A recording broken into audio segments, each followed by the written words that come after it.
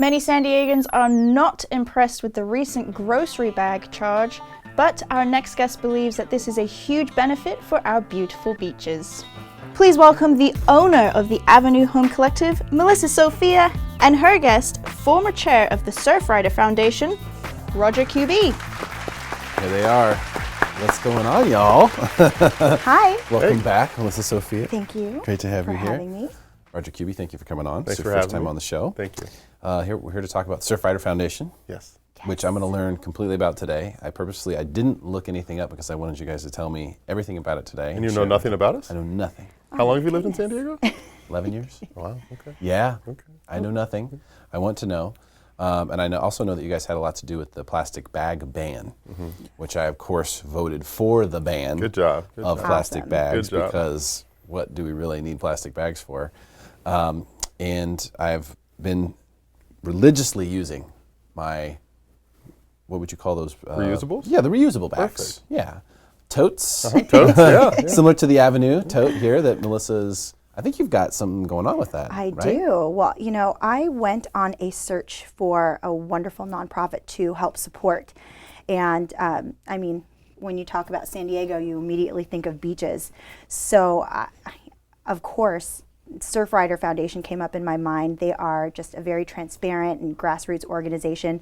The money that you donate to this organization goes to support our beaches and, you know, doing the cleanups, supporting campaigns like the plastic bag ban. I really couldn't find a better nonprofit to support. So it's very important to me. I mean, it's not just about, you know, the coastlines being beautiful. It's not about bringing in tourism revenue. It's where we bring our families and, you know, where we celebrate and go jogging. And it's just very important to me and to the Avenue to constantly be protecting our coastline. So I'm so happy to have met Roger. He was the former chair of Surfrider Foundation, and see what they do. Yeah, thanks, Melissa. We're really happy to have their support. As Melissa mentioned, we can't do what we do unless we have donations like we've received from Melissa's company. Tell us what it is that you guys do at So the Surfrider Foundation is a global nonprofit organization dedicated to protect and enjoy our oceans, waves, and beaches. Okay. So our mission is to protect and enjoy our oceans, waves, and beaches. The San Diego County chapter is one of 84 chapters in the country, and there's about over 100 across the globe, all throughout the world. San Diego County chapter was actually the first chapter in the network to develop, although the Ventura chapter will argue they're the first, but we say we're the first back in 1991.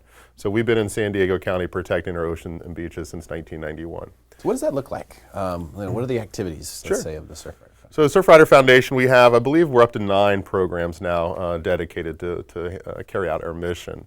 We have our beach cleanup program that Melissa mentioned, also a Rise Above Plastics program, which is the committee of volunteers that led on the plastic bag bans and other initiatives in San Diego. I won't go through all 9 today. They'll take about a half hour in and of itself. But we also have committees, programs that are dedicated to helping to reduce the runoff we see in our ocean. You may or may not know this, but it's not advisable to enter the ocean for at least 3 days after the rain stops. When it does rain, because of the pollution, the urban runoff that gets into the water. 3 days? 3 days, yeah. I guess if I was a surfer, I would probably know that. Yeah, if you were a surfer, should. well, Right? you should, but you'd be... Surfers know, that's common knowledge. you'd be surprised. There are a lot of surfers who are unaware of that. Really? The and danger. Get into the danger and get into the water and get sick. The San Diego County Health Department does a pretty good job of getting the word out there, but ultimately not everybody knows. So we try to help to make sure people are aware of that. So ocean water quality issues, marine debris issues, beach access issues, making sure because we all have the right to access any part of the California coastline. So sometimes developers or maybe private residents try to keep you from certain areas of the beach. So basically, we're just everything that we can do to help protect our beach and our ocean, and we have 9 programs dedicated to that. So that everyone can enjoy the beaches. Exactly. How important is that to California? Exactly. My So goodness. And we're a grassroots organization, so we're bottom up. There's Surfrider Foundation headquarters that's based out of San Clemente. However, the initiatives that we start start with local community activists. We're not being told what we can and can't do. It all arises from local San Diego issues. We develop campaigns. We're all volunteers except for 3 staff people in San Diego. We develop the campaigns and then we execute the campaigns with the support of companies like the Home Collective. So how, Proposition 67, the plastic bag ban, why was that one of those top priorities for you guys to really get behind? Sure. Prop 67 was a landmark legislation. It was a huge deal that our organization and a lot of other organizations worked on for, I think, 7 legislative sessions before it actually went through. Wow. And locally, San Diego, myself and some other colleagues helped to push that through in San Diego County, encourage San Diego County residences to make them aware, inform them, educate them so that they would vote yes. And so it was a long, arduous process to get this through the legislature, which it was voted yes in the legislature back in 2014. Governor Jerry Brown signed it into law in September 2014.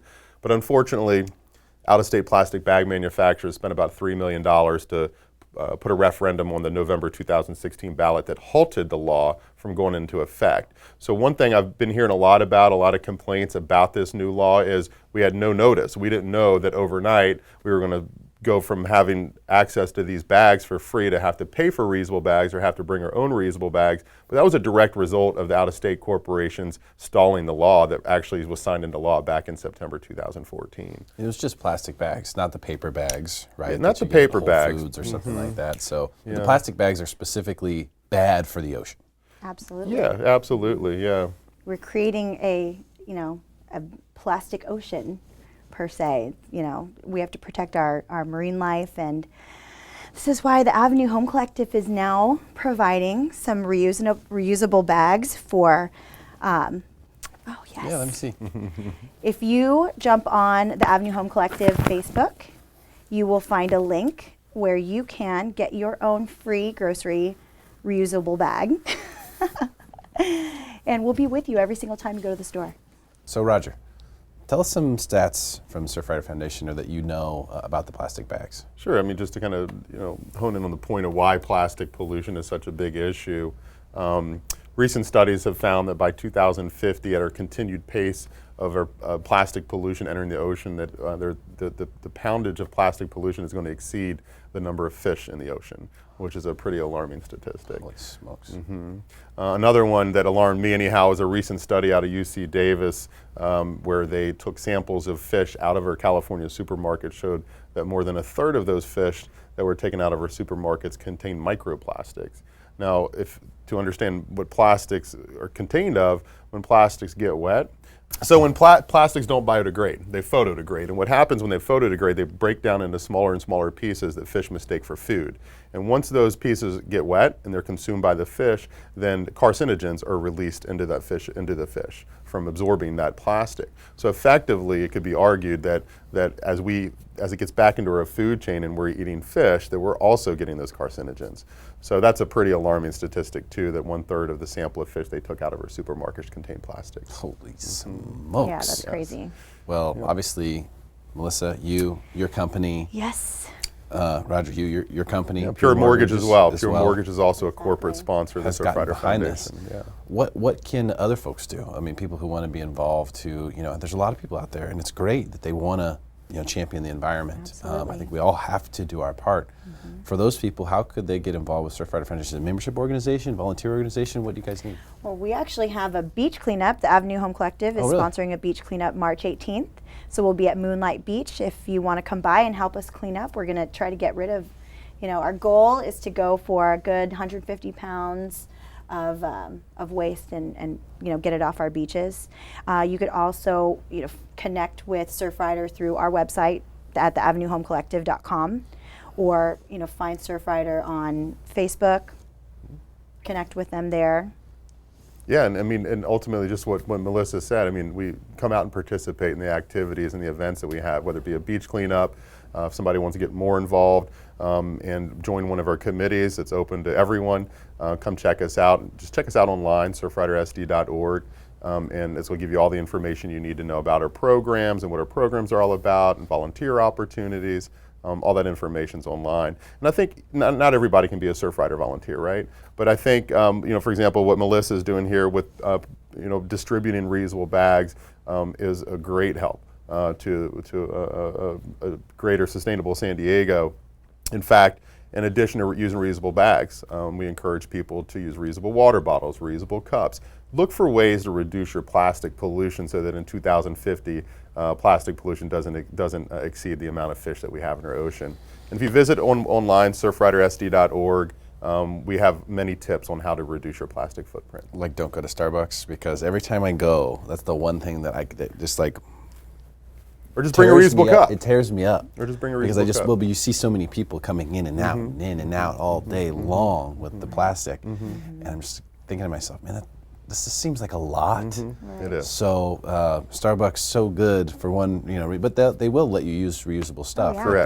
They'll make your drink in whatever you bring them. So that's another good point, hopefully, that we can make, people can learn from today. Thank you guys so much for coming in today. thanks for really having me. appreciate all the good work you're doing. And Melissa, so how do we get this bag? Just going to jump on Facebook and add the Avenue Home Collective. You'll find a link on there, and you can just sign in to get a free Avenue grocery bag sent your way. Never get charged for bags again. That's right. Great stuff. Thank you right. guys for being here. Really appreciate it. Stick around for more Smarter San Diego TV, where we guarantee to make you smarter than everyone else. Commercial free.